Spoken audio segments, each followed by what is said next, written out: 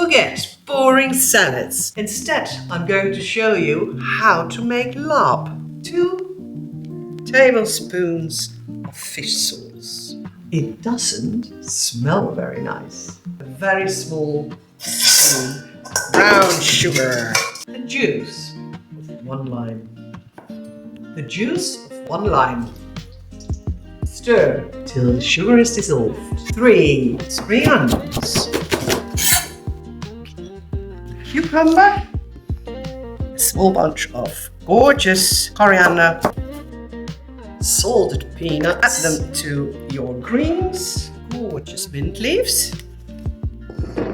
You can put this in a food processor, but I'm going to cut it very fine. A little bit of sunflower oil. Just bake it a few minutes. Some pepper. And now I remember to cut the chili pepper. You first put the chicken in with the fish sauce. Now divide it over all your jam leaves. I have these little slivers of mint. If you really like what I made, please leave a like and subscribe. I would be very grateful.